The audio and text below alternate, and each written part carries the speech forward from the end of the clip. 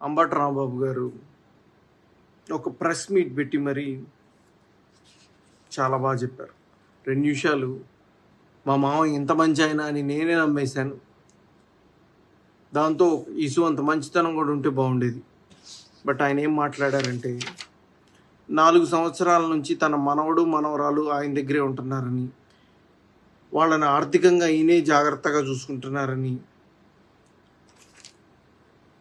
అల్లుడైన నేను ఎటువంటి ఆర్థిక సహాయం చేయట్లేదని, ఇవన్నీ చేయటం వల్ల దుర్మార్గుడిని అయితే గీతే నేనే అవుతాను తప్ప ఆయన కాడని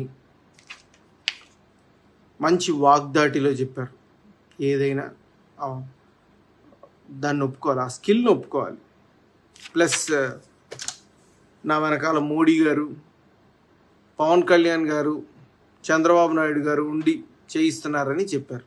ఇప్పుడు ఇది నేను మీకు 2023 మార్చ్ 3 పంపించిన వీడియో చూడండి.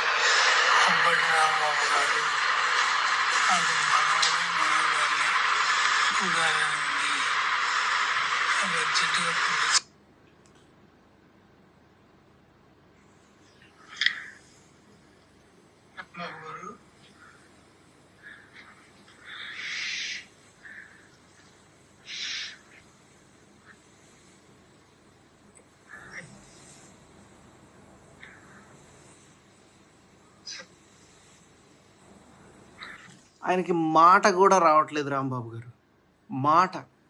ఈ స్టేజ్లో కూడా మనవణ్ణి మనవరాల్ని చూడాలనుంది ఐసీయూలో. ఇవన్నీ నేను మీకు ఎన్ని వీడియోస్, ఎన్ని మెసేజెస్ పెట్టాను. I'm ready to do anything. నాకు నా తండ్రి ఆఖరి క్షణాల్లో ఉన్నారు.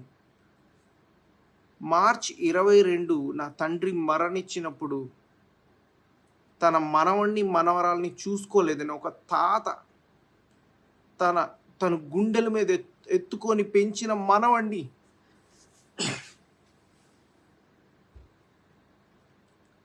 మనవరాల్ని చూసుకోలేదని ఎంత కృంగిపోయి ఉంటారో నీ ఊహకి తెలుసా?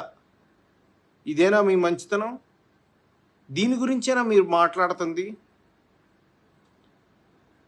అంటే మీ ఫ్యామిలీని క్వశ్చన్ చేస్తే ఎంత దుర్మార్గం అన్నా చేసేస్తారా? ఒక తండ్రి ఆఖరి కోరిక తీర్చలేని ఒక కొడుకుగా who is going to answer me? నిన్ను నమ్మి 4 సంవత్సరాల నుంచి మిమ్మల్ని నమ్మి మీరేదో న్యాయం చేస్తారని విసుగెత్తి నేను కోర్టుకి వెళ్తే నా తండ్రి ఆఖరి క్షణాలలో తన మనవణ్ణి మనవరాల్ని చూసుకోవాలని ప్రాధేయపడి మీ అందరికీ ఫోన్లు చేసి కాల్స్ చేసి ప్రాధేయపడితే పంపించలేదు. దీన్నేనా మంచితనం అనేది? ఇప్పటికైనా చెప్తున్నా, మీరు నా కొడుకుని నా కూతుర్ని పోషించనే అక్కర్లేదు. నేను ఆరోగ్యంగా ఉన్నాను, ఆర్థికంగానూ బాగానే ఉన్నాను. నా కొడుకుని నా కూతుర్ని రేపు మీడియా సాక్షిగా నేను వచ్చి తీసుకెళ్తాను. ఓకే చెప్పండి ఓకే. నా కొడుకుని నా కూతురుని నా ఇంటి దగ్గర డ్రాప్ చేయండి. పోని నేనేమైనా వద్దన్నానా? మీరు రూపాయి పెట్టనక్కర్లా, వాళ్ళని బంగారంలో గుండెల మీద ఎత్తుకొని పెంచుతా.